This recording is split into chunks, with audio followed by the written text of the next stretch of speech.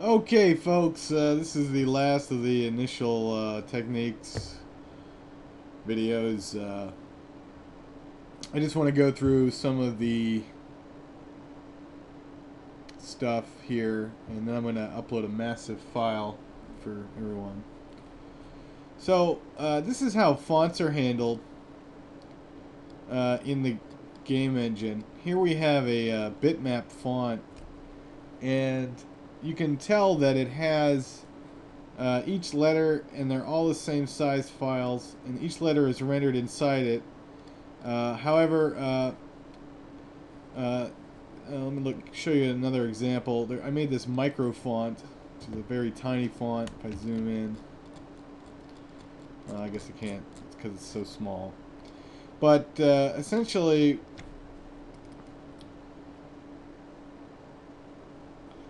if you look at this image, you'll see that this entire thing is it's called a monospace font when every character sits in the same area. Now, this is actually a very hard part of the development. So here we have a non-monospaced font, and we had to pre-render them this way because there's no real reliable way to get fonts to work on all machines very easily. So what we're looking at here is the hack to get around that. And what what you do is you have to create the lowercase letters get an underscore and then their name, so underscore a dot ping. By the way, the game engine, although it supports JPEG ping and I think GIF, we only want to use ping, and there will be some compression stuff that'll happen later. There is this tool called Ping Optimizer.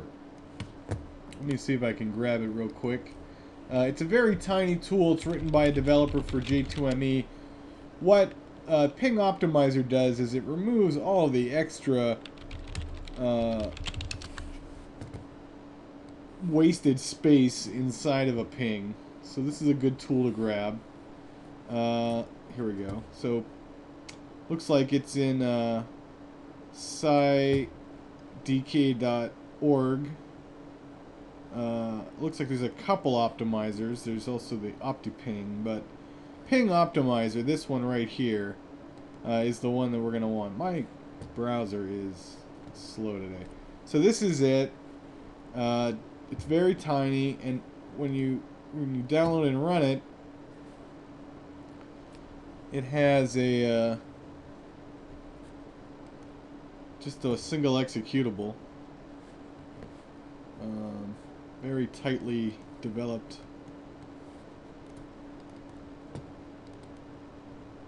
Okay, so it creates this window, and essentially what you do is now there's a little problem because you'll have to do this in a separate directory, but if I take the Q file and I put it in there, it overwrote that Q file.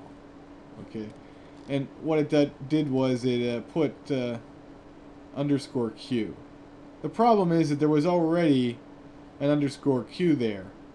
So you're going to have to maybe separate these out into upper and lower case. It doesn't matter if you create another folder inside a folder. Just don't use spaces in folder names.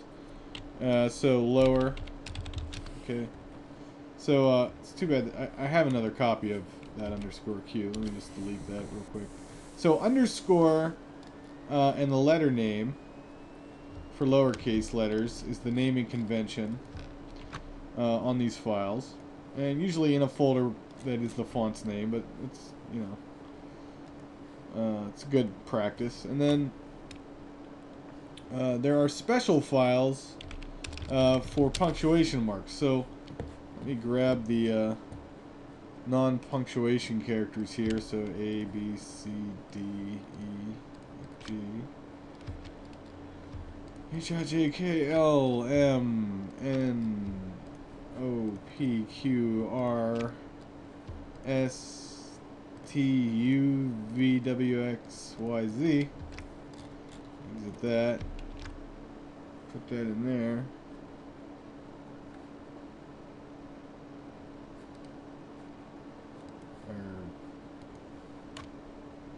Yeah, alright, weird. Okay, so they're separated out. So now you could just run them like that. Sorry, put it in there. Uh, Look at the difference. 14% of the original size. That's a significant decrease in size. Now, this only saves disk space after it's been installed. So see, put the underscore there, and it would have overwritten anything that was that. So if I did it again, let's do it with the B character. You'll see that the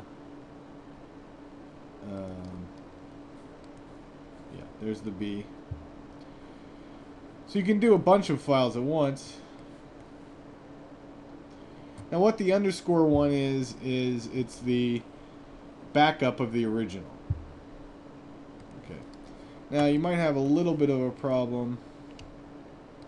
Okay. So delete the backups, and now we have dramatically reduced the disk space consumption for these images. But again, because there were files that had an underscore name already, there was a bit of a conflict there, and it overwrote without really warning us. So keep that in mind, that's going on. I'm going to quickly get the replacement file for that. I keep many backups. And I recommend getting terabytes of disk space to store all this stuff in multiple snapshots. But here we have, let's see, Empire, Sky, Data, Images, Calibri, and then we're looking for the underscore Q file. There it is. To replace the one that we accidentally overwrote. So FYI on that. Ping optimizer 1.8, very nice. Okay. Back to engine related stuff. Okay, so we have a lot of stuff from Empire in the Sky. We're going to use that only for Empire in the Sky, but I wanted to show you kind of some of the techniques. Okay, so the stuff in Elements here actually will be available to us. It's basically stuff like a rounded corner, okay? So you see this image is I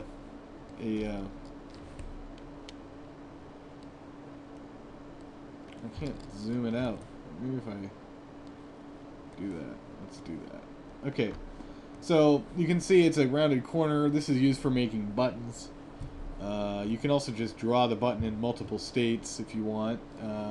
This is for some of the glow effects that are used. Here we have the overlaid menu options for a menu.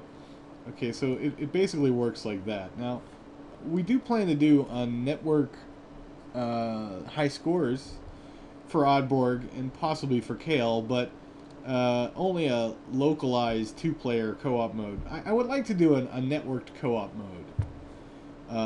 I think that could be done, but would take a couple extra months. Maybe we'll put that out as a patch, or if we want, we can just wait and do that through the Steam platform.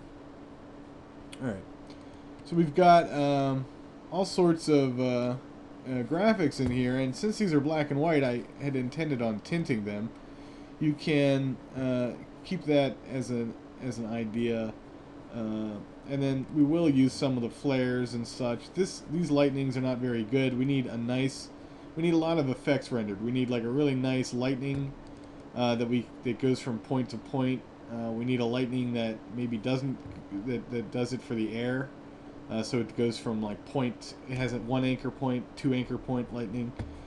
And then these are all the flares that we have. I've pretty much exhausted what one can do with a flare, so we'll probably end up using a lot of these. We might want to make some new ones though, for bullets and such. That doesn't look quite like that. Here we have a very simple bolt, which can be placed around and such. There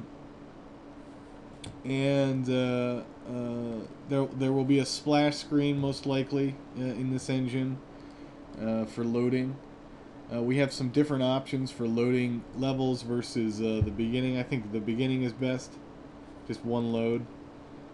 We talked about tile work before and how to do layered stuff and the types of layering that we can do. as well as some unexplored stuff like the normal map only and whatnot. We may do some other, they're called procedural shaders, where they render a thing. So let me show you this demos folder that I have here. Here it is.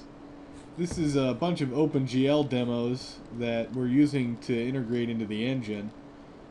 And one of the engines here we have is, let me show you an example.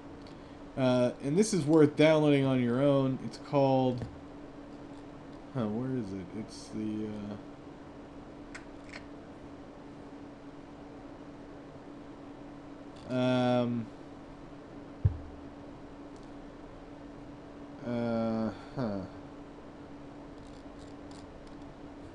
well, I don't know. There's this thing by the Orange Book people. So, if you go online, it includes a Pixar type demo. Maybe it's under. It's like another folder, demos. So.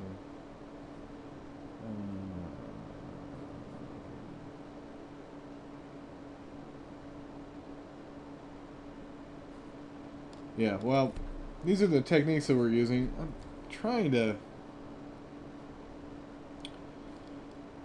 figure out where that is, but there is a demo of some procedural textures that I had. Maybe it's, I don't know. There's this wonderful Sam O'Neill planetary thing. Okay, so moving on. Let's see. So that's pretty much it. You know, I'm going to take care of sound, but just so you know, we use FLAC files, which Paul McCartney would approve of, I guess. He's the guy who stands up for that. So everything ends up in this data directory, and there's an images and a sounds and a shaders and a materials, and I think we're going to add a new one, tiles, for the 2D tiles, and that'll let us keep our work separate from other things like that. Of course, we've covered the fonts, we've covered that. There's going to be the making of panels and such, but there aren't that many in Oddborg. Although we could use technique to do panels for mini games, like make little tiny games that are puzzles that help you beat a level or something. Makes sense to me. We have this from Empire in the Sky. We have a formation system, but I don't know how useful that will be. It's not fully developed, but we can continue to work on that. And the elements part, there's a crosshair. There's these grids. So just to give you ideas, I guess, the slider. Just to give you ideas on the kinds of stuff that the game needs as assets. And then I guess I'll talk briefly about the engine itself and show you some of the code. And no demo here yet. This is more mathematical, abstract ideas, but we have a Cartesian system, which is essentially a 2D coordinate system. We have a Tween Library, so you can imagine these things. So the Tween Library comes with packaged tweens, and if I go down here and show you the CPP file, we've got a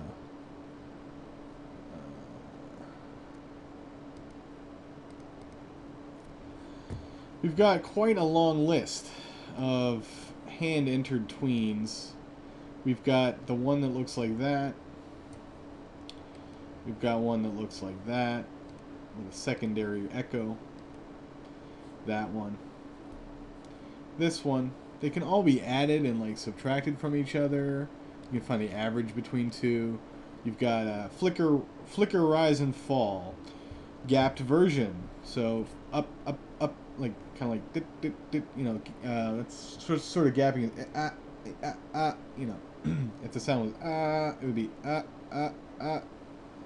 So then you've got human in out slow. So you you know, like that. Flickered in out slow, gapped in out slow, simple triangle, so the triangle pattern, gradual rise to 1, wobble up, wobble gapped, square, so the square goes doot, doot, doot, doot, like that.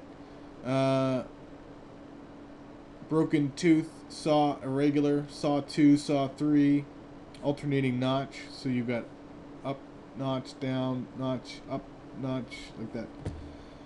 Crackle. I don't know how good of a crackle. I think that's one that probably goes like that, to a down or to an up. Sputter. Flap. Which probably goes up, down, up, down. We've got triplets interspliced, so that would be like kind of like there and then there and then there and then down. So like kind of like a step pyramid.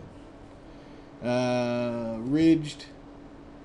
I'm not really. Oh, never gets to 100, so I don't know what that is. So that's probably like a. I don't know what that is.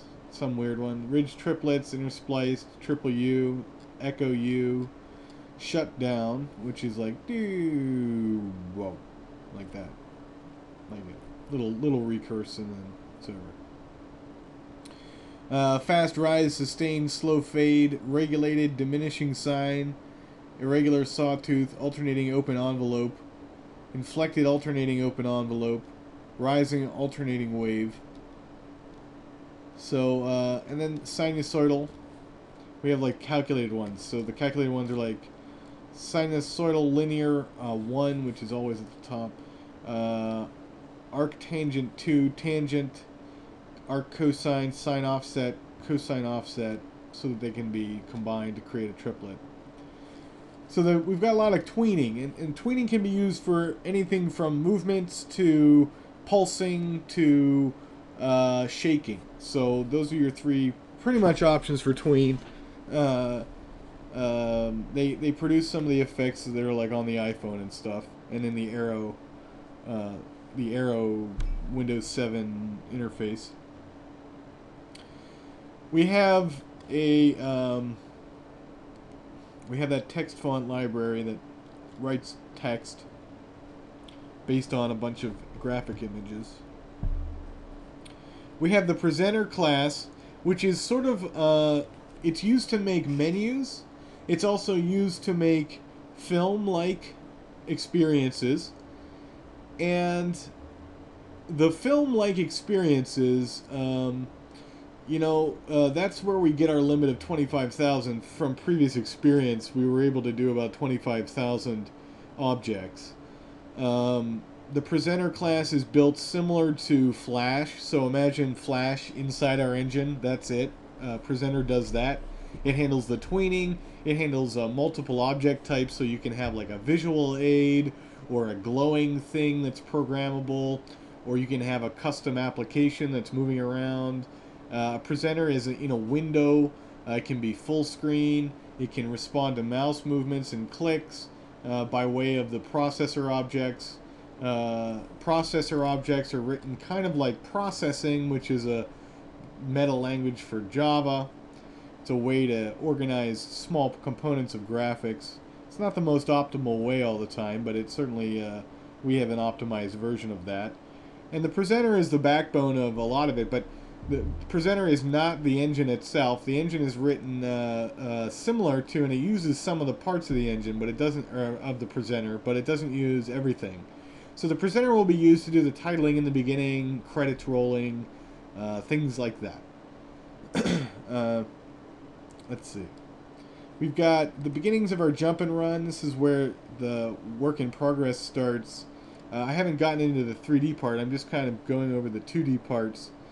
We have we want to do an isometric 2.5D game eventually. Maybe we could use that as a part of Kale or something. I'm not really sure. Side scrolling is what we're working on now. There's top down. We want to do that game type, and a Y cartoon. A Y cartoon is something I kind of thought up and pitched to Hothead Games, and they used it in Death Spank. Death Spank is worth buying if you have a couple bucks and want to experience the game. Machinarium, of course, is our look, but Death Spank has this thing, Thongs of Virtue. This is the one I bought, the second one. And if you look at the engine, briefly, it's very cartoon oriented.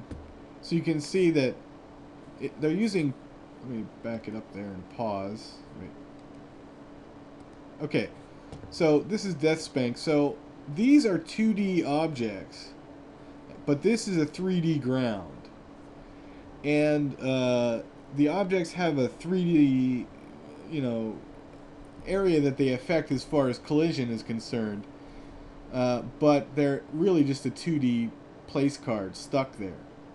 So this is definitely an engine that you know, we want to be able to produce that, and I refer to this as a Y cartoon because you can move along. It's actually a Z cartoon where you can move along the Z axis, but I call it a Y cartoon because you're sort of locked into the Y axis. So when you move up and down, the Z axis moves, but you really only move along the X axis. So the Y is irrelevant. So you can jump. That's your Y, you know, jumping. But I don't think you can jump in Death Spank. So I think that's maybe why I chose that. I should probably call it a Z cartoon. Anyway, I'll maybe change that. So check out a demo of this game. Download it if you can, or buy it. It's very addictive. Takes forever, and it's very disappointing because there's a bug in it halfway through. But it's very liked among kids. It's like a cartoon that they play, and they like that. So you can see here they had an element.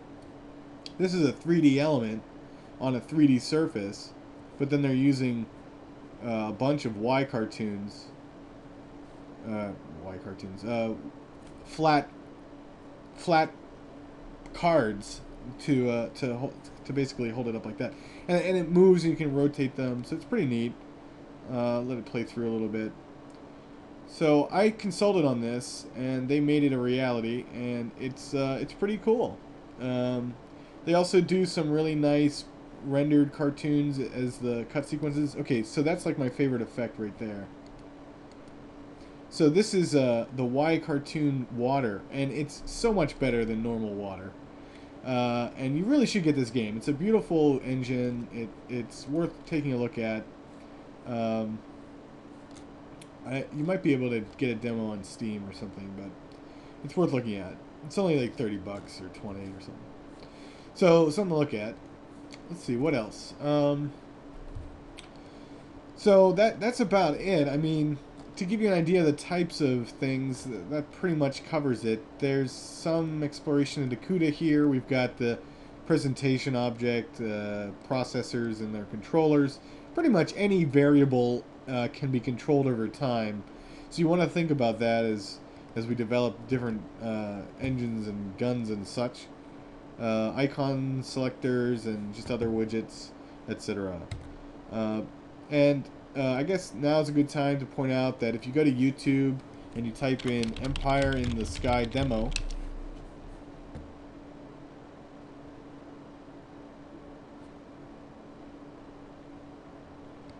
and you click on Empire in the Sky rough cut demo, you will see our engine in action. Just a caveat about this rendering or this video. The video has a definite. It looks like the engine's slow, but really what was slow was the capturing program. So it wasn't so much the engine that wasn't smooth, it was the capture. That being said, we can't do this many stars in Windows for some reason. We were able to do it in a Linux environment, but we weren't able to do it in Windows. And you see, that's a lot of stars. I mean, that's literally hundreds of thousands of stars. But each one is controlled with a unique controller, so each star pulses at a unique rate compared to the other stars, and it's just lovely. So this is the kind of glow effects that we can add. If you watch the whole video, or I can demo it for you at some point maybe. you'll see the experience and see what happens. You know, all the different controlled effects. Moving on. I don't know. I'm gonna do a couple. I'm just gonna sit back and enjoy myself here. It's Friday. My throat is definitely feeling the burn. So we're gonna go in here and just to show some techniques on using Bevel and Emboss to create pseudo 3D. Okay, so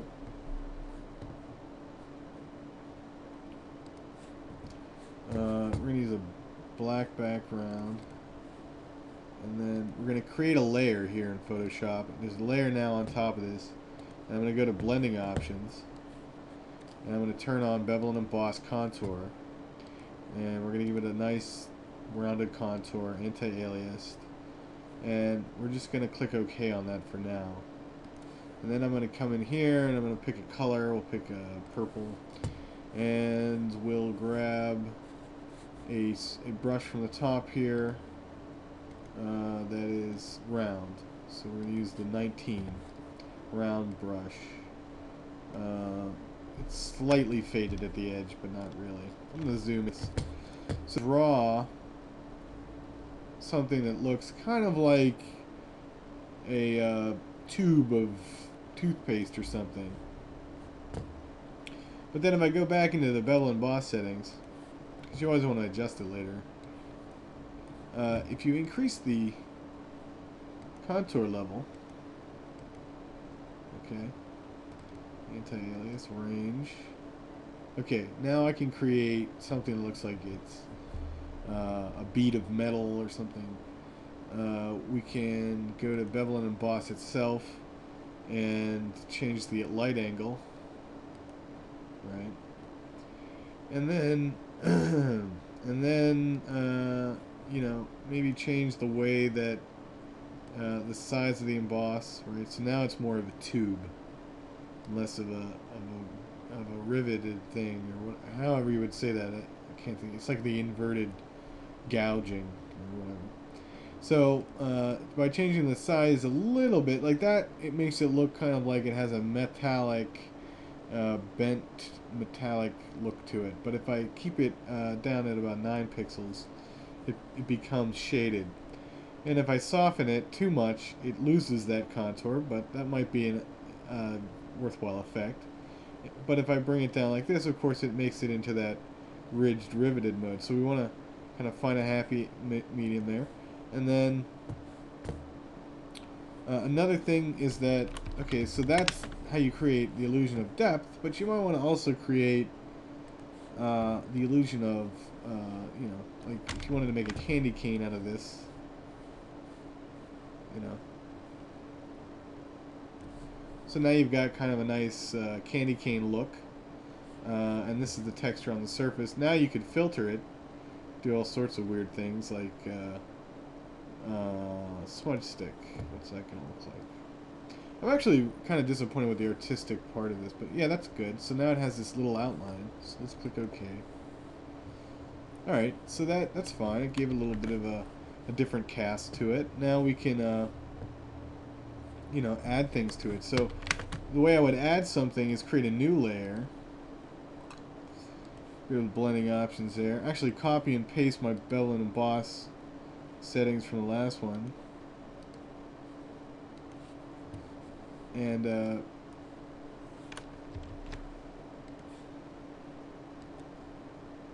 now I can add something else to it that has similar lighting with a slightly different effect. Now, it's not totally realistic because this would actually probably have a shadow cast on it, but it's okay.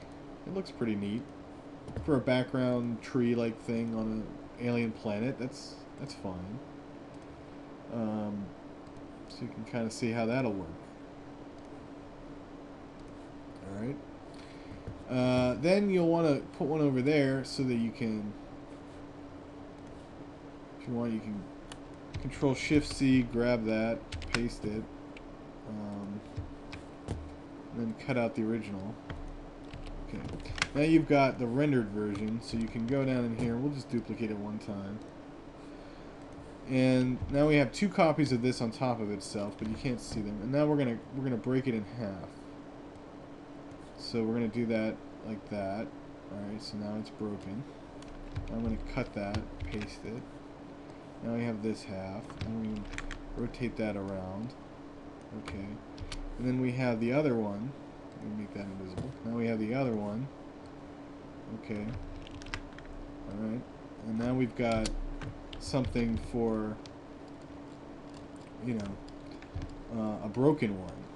Maybe take that same color and get a smaller brush and put some pieces around, and it looks like it's been broken. So you might also want to create a fake edge. This will create the illusion of it having some sort of depth. So you've got that. That's one set of techniques that I've used before for certain things. Certainly useful. Let me demonstrate some other techniques using images.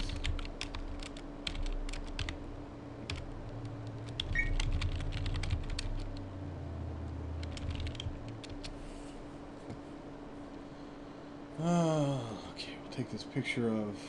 Okay, so this is how you can kind of make scenes. So we're going to take this asteroid image from NASA.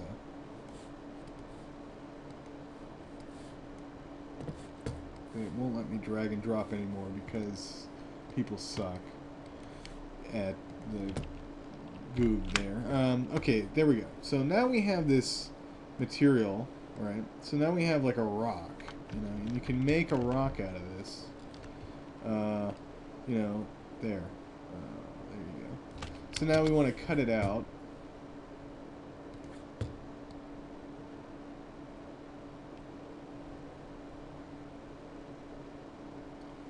Just to get rid of the scientific notation there.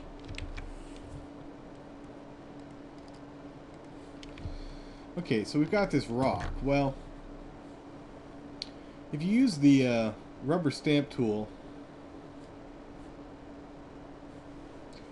you can grab a piece of it and then repeat it to create another version of the same thing, right? So rubber stamp tool, very nice way to kind of lie in an image by using the image to create that lie, if that makes sense.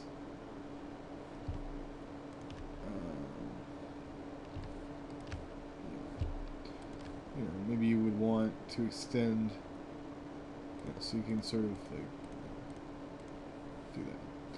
You know, and through trial and error technique, or not technique, but you know, having done this before, you know, you can really make anything look like anything as long as you use good source material. And the best source material for any particular image is the image itself.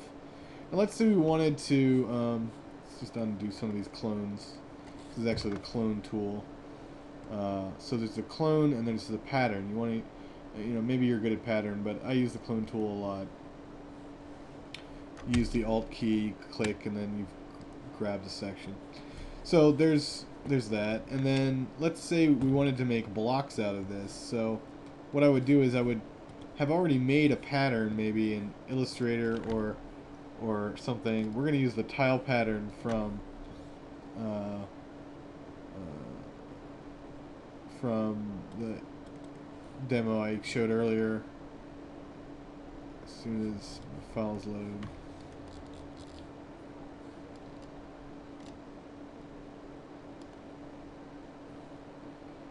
Well,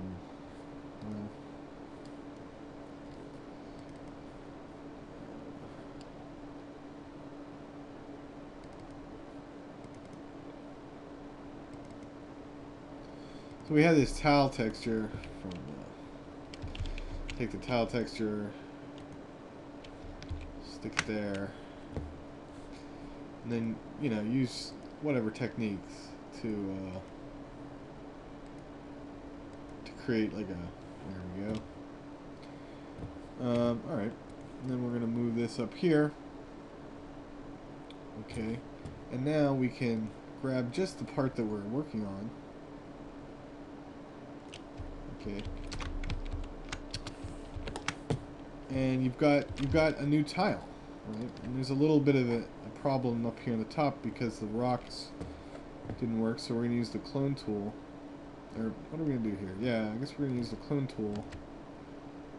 No, we're not. We're going to use a region.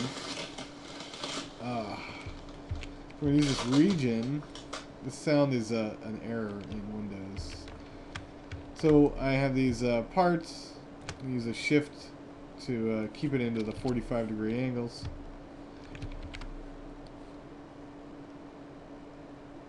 And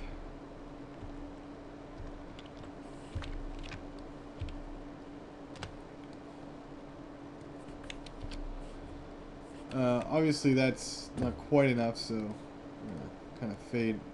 So put those pieces together and fade it, so you can't tell where the edge is.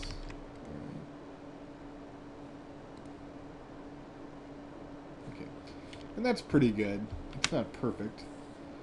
We could go back over it again later and make it perfect. But now we have a tile with a rim. And of course rim tiles are going to look pretty old school when you put them together on a screen. Let's create a little area to play around in that's much bigger than this. So you can sort of put them in here and... Okay, I see there's too much white on that one side, or a light color rather. But maybe that works, that's okay.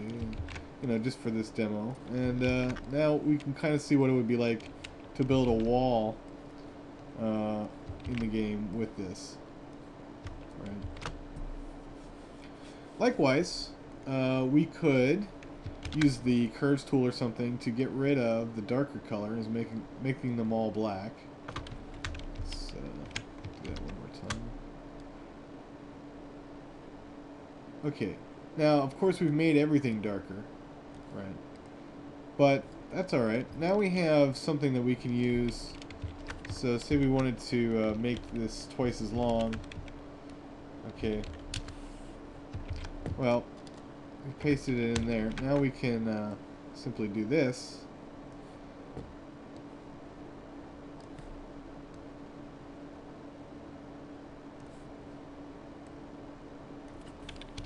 And now we have like a ledge, and then we will, because we stretched it so much, we would want to run at least one